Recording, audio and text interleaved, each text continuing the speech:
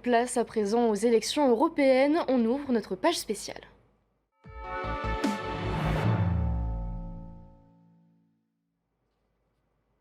Le 8 juin, 211 000 électeurs seront appelés aux urnes au Fénois pour élire les 81 eurodéputés français et qui siégeront au Parlement européen. Nous allons décrypter comment fonctionnent ces élections et à quoi elles servent avec vous, Athéna Milcam. Athéna, bonsoir. Alors pour commencer, comment s'organisent ces élections ?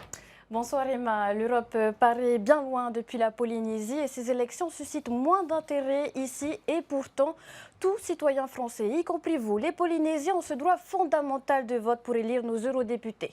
En 2024 et pour les 5 ans à venir, 720 députés siégeront au Parlement européen, dont 81 français.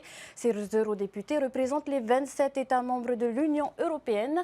Pour voter, il faut être âgé d'au moins 18 ans et être inscrit sur les listes électorales de sa commune. Et si on ne peut pas se déplacer aux urnes, comment devons-nous nous y prendre si nous voulons faire une procuration ? Alors pour les procurations, il vaut mieux s'y prendre dès à présent. Elles peuvent être établies au tribunal de première instance à Papeete ou dans les sections détachées à Raiatea et Nukuhiva, mais aussi à la direction territoriale de la police nationale de Papeete ou dans une brigade de gendarmerie. Attention, le mandant doit s'y présenter personnellement. Retrouvez tous les détails sur le site internet du Haut-Commissariat.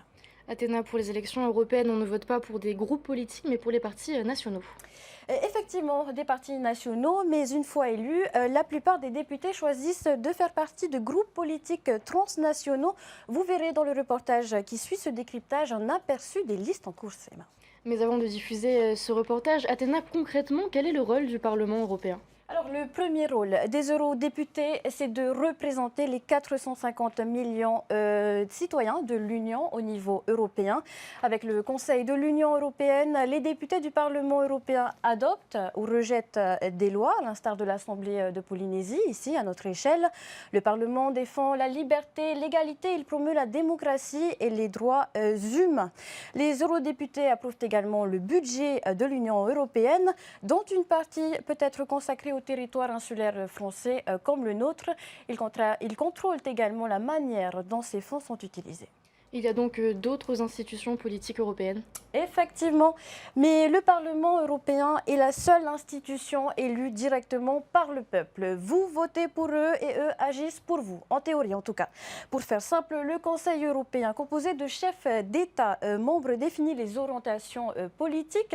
Il tranche également les questions non résolues au Conseil de l'Union européenne, également appelé Conseil des ministres. La Commission européenne propose ensuite les lois européennes, des lois qui, comme on vient de vous l'expliquer, sont débattues et votées par le Conseil de l'Union européenne et par le Parlement. Merci Athéna pour ces précisions.